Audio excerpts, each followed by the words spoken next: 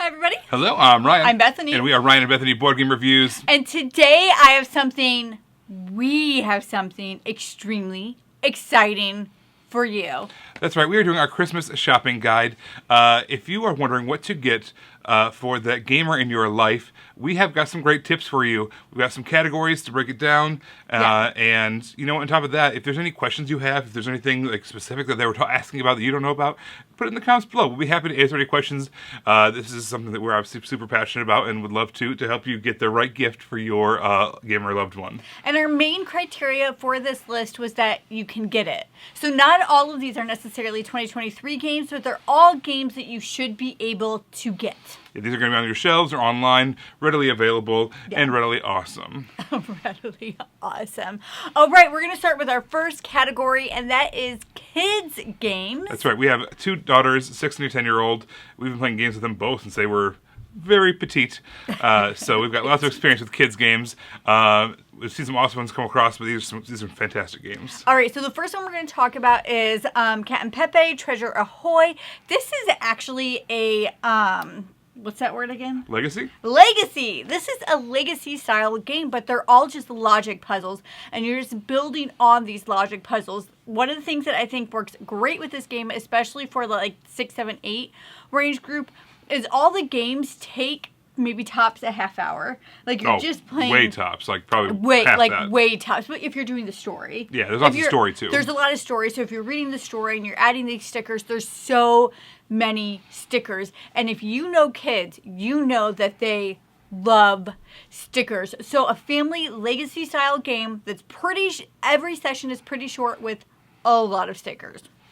All right, next up on the list, you may have heard of Lupin Louie. Then there was Lupin Chewie. And now, if there's one thing the kids in your life are asking for this Christmas, especially the younger ones, it probably involves Bluey. Bluey. Ironically, it's not called Lupin Bluey, though. It's a huge miss. So good. It's a huge miss. But it's called Keepy Uppy, the Keepy Uppy game, which is, if you know the show at all, fantastic. It's basically a Bluey-themed dexterity game where you're trying to keep this balloon up in the air and knocking other people's stuff over. Keepy Uppy, obviously. Yes. We have played both Lupin Louie and Lupin Chewie. Love them, and this is just a Bluey-themed version of that same system. Yeah, it's kind of like... a big high toy factor, plus Bluey, plus a great game already. Yeah, it's an insta-buy. If you are a gaming family and your kid loves Bluey, just insta-buy. And then the last one we're going to talk about for this category is Yummy Yummy Monster Tummy. And I love this game. You are trying to feed these monsters, right? But you all have colors in your hand of just random various objects, and you're trying to blend them. But what's really cool is you use your phone. There's these QR codes, and that's what blends the colors together. Now, if you need to get something perfect, there are, perfect colors in there, but they're all the healthy objects. Like fruits and vegetables, and the monsters don't like that. That's right. But I thought this was a really great way of an app-integrated game that is still a board game, but it just has those elements to it that kids kind of crave sometimes, and we have to tell them no. But this is one you can tell them yes to. Okay, so that was the kids category. Next, we're going to talk about some family games. This is just a little bit more advanced, but still something everybody in the whole family is going to be able to enjoy. Yeah. Low rule set, high fun factor. Yes. So the first one I want to talk about, there's this thing called Exit the Game, which is like an escape room style game system. There's tons and tons of games in that system of games. However, they made an advent calendar. Oh my gosh, actually there's several in this line as well. We played one recently, it was called The Silent Storm. It's just 24 days, just like an advent calendar. Yeah. There's a new puzzle each day that you solve together. It's cooperative. And then the answer to that answer to that puzzle gives you the next day's puzzle's location. So it's this very fun, cooperative puzzle escape room style game. Yeah. All these little kind of mini sessions. You're just doing one 10-minute session a day leading up to Christmas. What a blast for a whole family. The other one we recommend is Point Salad. This is just this is almost one of those board game essential games. Like, everybody should have this game in their collection. It's a very simple card drafting game, but there's so many different ways to score, and you have to decide every turn if you're drafting a scoring mechanism or if you're drafting vegetables. And it's just like crazy how it populates. The board is so easy to set up, and then the cards are flipped. I can't explain how streamlined and simple this is. We have yet to introduce this game to somebody who doesn't automatically love it, and oftentimes buy it. Yeah, because it's just that perfect for any family setting. All right, and then lastly in this category, I want to talk about Rome in a Day. This is an I cut, you choose style game. You know, that thing where like you have this slice of pie, you're like, hey, listen, you cut it, and then I'll choose which half I get. Yeah, you know, yeah, that kind of thing, but in a board game form. I've seen some of these games that are a little bit more involved things going on. This is very, very smooth, very, very streamlined. You're basically just kind of rebuilding Rome using these little hexagon tiles and these little buildings. It's very quick rounds. It looks awesome as it's kind of building up and kind of expanding on your side of the table. This is a fantastic version of that mechanism done in a really great way that is easy to understand, but still tons of fun and very strategic. All right, so speaking of strategic, let's jump into the highest category of complexity. Now, this is not you. Stay with us. We got some more categories after this, but we started with kids, going to family, now we're going to strategy. This is the games that are your main course, if you will, in a game night. It's going to be more rules, more involved, but also extremely satisfying once you get it all locked in. I want to talk about Distilled. Distilled is a game all about making like alcoholic spirits, right? So you have you're making whiskeys, or you're making you inherited a distillery. Yes, or vodkas, or whatever the case is, moonshine, and you have specific things that you can make. You're drafting all these ingredients. There's a little bit of a light deck building element to it too. You can upgrade your distillery. It has those extra kind of and a small push your luck. Yeah, a little bit of push your luck to it too. A lot going on, very fun, and a really cool theme for a lot of people who like those brewery style games, or those, even just like those kind of, I don't know, I think we all have people who like those kind of microbreweries and stuff in our lives. All right, and another one that we want to talk about is Garten Bow. Oh my gosh, this game is so much fun. I really like it. You are drafting these seeds to grow these plants, to grow the flowers, but what's happening is you're putting tiles on top of tiles on top of tiles, but you have to get them in the perfect order. So you can draft things, but you can't rearrange it afterwards. It has to match perfectly in order for you to grow the seed into the plant and then the plant into the flower. So you really have to think ahead as you're drafting all of these pieces. I mean, you don't think it's a thinky game, and then you play it and you're like, this is a thinky game. You really have to plan ahead on this game. All right, the last one to talk about in this category is Jerusalem Anno Domini. This is a very unique theme. It's all about the Last Supper, the famous Michelangelo painting, and you were trying to be as close to the table of the Last Supper as possible. So you kind of got this area control thing going on with the whole room. There is because of course there's not microphones, there's not sound systems, so you got to be closer if you want to hear what's going on.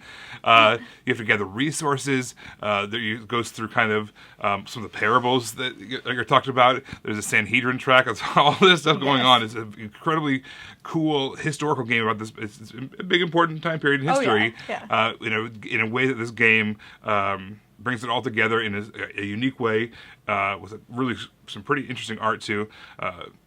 It pops for us. All right, we're moving on to our next category, and this is party games. Especially when people are getting around for family gatherings. You want to play those games that are going to be simple and also just kind of funny. Sometimes you're not really keeping score. You're just trying to enjoy your time together. And so the first one that we want to talk about is Everything Ever. So this is a game... Everything Ever. It's a category game, so it's kind of a category/trivia game. There's something that comes up, and you need to name everything in there, every uncle. And you go around and you try to figure out every uncle, and as soon as somebody runs out, that's when, things happen in the game. But it's just so funny. We've played this game with people, and then kind of like Point Salad, they go out and buy it. They just I need to play this with my group of friends. Yes, and it works. It just works really well, especially with a variety of ages as well. Yes. All right. So the next one this is a game called Moments. There's also a standalone expansion called Keepers. No, I lied. It's Keepers is the main game. Moments is the standalone expansion. But this is basically a party style game again, where you are trying to give out adjectives, but then it has all this beautiful photographs. It's kind of nature photography, and you are trying to guess what what cards apply to the adjective given by the Yeah. clue giver. And also, alternatively, it has this kind of extra mechanism where, let's say you don't have the right card in your hand. If someone uses the adjective cute, you don't have any cute animals in your hand. Yeah. You actually are going to get points if you do the opposite of cute, and people vote for you. So you can put in some scary snake with fangs, or whatever it is. So I like how you have this ability to try to make the clue happen, but also try to make the clue not happen. Yeah. You're just never like stuck out and you can't participate. There's always a way for you to participate. Very chill, very beautiful game. This is one the whole family is going to love. It's got kind of that apples to apples style judging mechanism, but kind of updated and streamlined in a way that I think is more gamer appropriate. Yeah. And the last one in this category is Wavelength. Now, we do a pretend convention every year, the best convention. Oh, it's real. We just get a bunch of people together and we play board games for a long weekend. And this is a game I always need to play during that time because we don't own it, but all of our friends own it because it's just so much fun. And that is Wavelength. Oh my gosh, if you wanted to get into some hilariously heated discussions in the middle of the night, this is the game you want. What it is there is a spectrum, and the clue giver twists this dial to figure out where something is going on the spectrum. So let's say the spectrum would be, commerce to art. And you do this dial, and it lands somewhere in that spectrum, and you as a clue giver are trying to get your team to guess where that dial laid. Oh my gosh, seriously, some of the best, those arguments where you're really angry, but you just also can't stop laughing? Right. Wavelength. It is the most laughing I think we've probably ever had in a game. Yes. Consistently. Always. Every time. So good. All right, now we're going to talk about cooperative games. This is one of our favorite categories of games to play. This is where we're working together, trying to take on this challenge. It's usually very puzzly. Yes, let's talk about the first one, Forbidden Jungle. There's a whole line of Forbidden-style games that this master designer, Matt Leacock, made.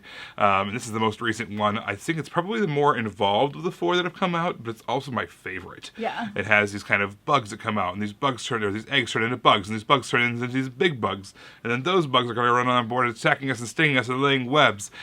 And the board itself is shifting around these kind of tiles that you're shifting and moving. And then you're shifting them. And then you're the one shifting them, and things are blowing up. It's great. And it's like this narrative that kind of happens, a story that happens throughout the game, even though it's not really a story game. It is you as the players are like experiencing a story. Yeah. It's very epic.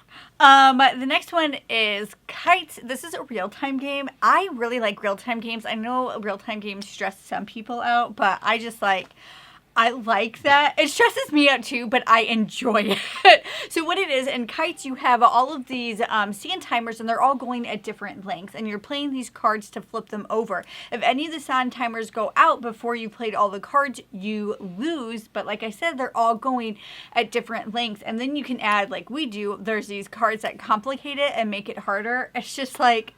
It's a really quick game, like a super quick game, but you're just like, red! It's just like, it's so much fun. I really like it.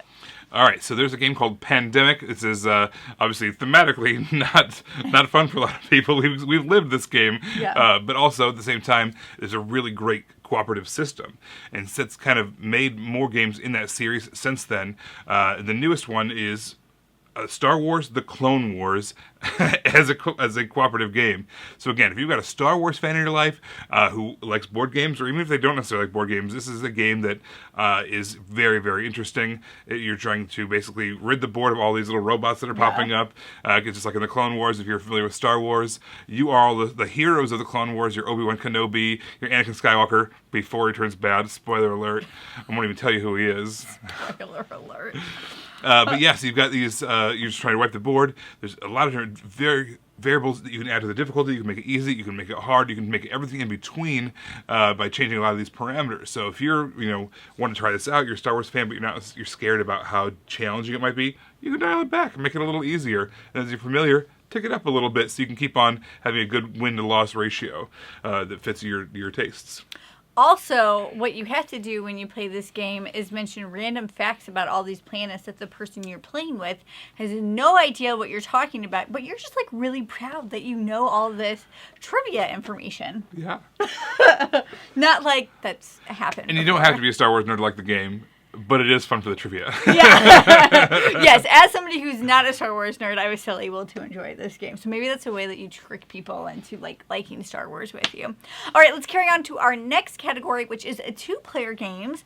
Ryan and I play a lot of two-player games, whether they're designed that way or not. But we especially like it when games are very specific for that. And one of the games that people think about all the time when they think of two-player games is Seven Wonders: The Duel.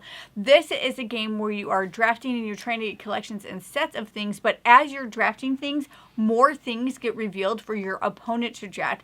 One of the things that's fun in this one is that there are many different ways that you can lose automatically. One of the fun ways is you can lose. Well, there's 3 different win conditions that you're having to manage. Are they going to win by military? Are they going to win by science? Or are they just going to wait to the end of the game and then win by victory points? Yeah, and I can say we've played this game numerous of times, and all of those win conditions happen. So it's not like it's just this is there just to kind of balance it so you don't do that. No, we've won by all of those conditions. But this is, if somebody really likes that card drafting game but want it for 2 players, this is the one. All right, so I want to talk about a game called Boop. This is a 2-player abstract game with these adorable kittens that turn into these adorable cats that you are trying to get 3 in a row of on the board, which sounds really easy, right? Just tic-tac-toe. Wrong. It's way more thinky than that. Everything's kind of bouncing away on this mattress. So you place a cat down, everything around it bounces away. So you have to really kind of plan out and think how you're going to bounce 3 in a row before your opponents can get 3 in a row. There's also a Halloween edition called Boop. It's only going to be 1 print run, so you better get your hands on it while you can if you're interested in that. But Boop itself is super solid, really, really fun. If you're a cat lover or you like those 2-player abstract thinky games, or you just like adorable games, this is a great choice. All right, and then the last one in this category is Mythic Mischief. Oh my gosh, this game is so much fun. You are not children, I guess you'd be like teenagers at a high school where you're all like magical beings, and you are trying to steal, I always say it wrong, tomes? Tomes. Yes. You're in the restricted section. You shouldn't be there. Yeah, you should not be there. And what you're doing is you're rearranging what's happening. You're trying to get your opponents caught before they can get to the tome. I say tomb all the time. I don't mean to. I even do it with Clank. I'm like, I got another tomb. They're like, no, you didn't, Bethany. That's not a thing in this game. Anyway, Mythic Mischief, it's so much fun because it's like a puzzle, but it's like a puzzle that your opponent's always changing. So you think you've got it figured out. You think you got this maze figured out, and then your opponent's like, psych, but it's okay because you can psych them too. So it all works out. So much fun. This last category is not a category of game per size. It's more about a category of size. If you're looking for a stocking stuffer, something that you can slip into stocking for that gamer friend of yours or gamer loved one of yours, first of all, there's this line of games called Paco games from Perplexed, and they are literally the size of a pack of gum. There's a whole bunch of them. There's 2 whole sets of them with a 3rd set on the way. They're all fantastic. We've played, not all, we haven't played all of them, I guess. Yeah. I can vouch for a few of them, and one of them I want to talk about is Bus. Bus is a really great pick up and deliver style game laid out really simply on this small little grid. It takes 5 minutes to play. It's really, really fun. It's this little kind of a puzzle as you're moving this bus around, picking up passengers. But again, it all fits in this little pack of gum style game. There's other games in that series as well, but that's just a really fun one that I want to talk about. Like I said, there's more coming out too, so keep your eye out for those. The one that I want to talk about is Ghost of Christmas. So this is a trick-taking game, but it's really interesting because you're playing this trick-taking game, but then also the tricks happen in a certain order.